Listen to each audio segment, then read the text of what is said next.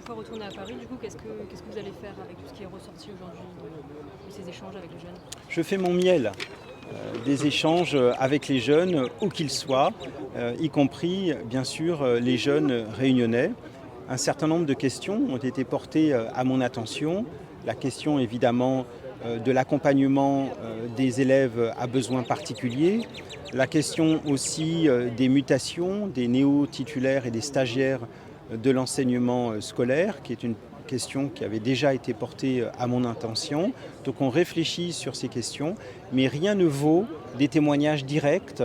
Rien ne vaut l'expérience directe de celui qui vient me dire voilà, j'ai tel problème, j'ai tel espoir, j'ai envie de faire telle ou telle chose.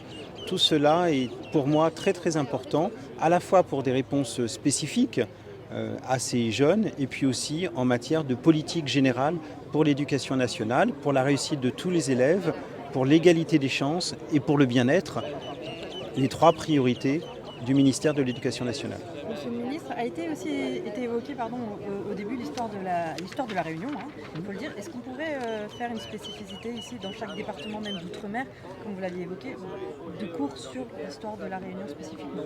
Alors je ne veux pas me prononcer directement sur le sujet, mais il est clair que les cours, y compris les cours d'histoire, doivent d'abord ouvrir les élèves aux réalités du monde, bien entendu, les réalités historiques, géographiques et autres du monde tels qu'ils palpitent aujourd'hui, y compris dans des aspects qui peuvent être tragiques, et puis bien sûr des réalités plus locales qui sont celles d'une histoire très très imbriquée dans le monde colonial français, qui a été celle de l'histoire de la Réunion. Et donc il y a un équilibre à trouver. J'ai entendu les témoignages, je vais me pencher sur cette question, mais il est clair que l'histoire de la Réunion ne doit pas demeurer inconnue, ou en tout cas quasi inconnue, pour les jeunes réunionnaises et les jeunes réunionnais.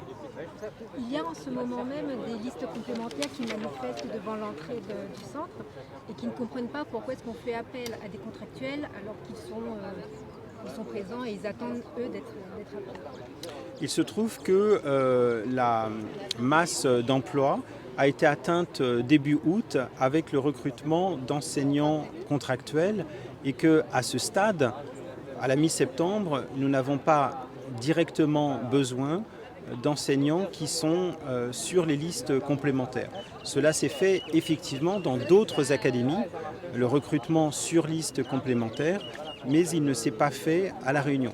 Cela pose à la fois la question des listes complémentaires et puis la question plus générale qui est celle des problèmes de recrutement des enseignants.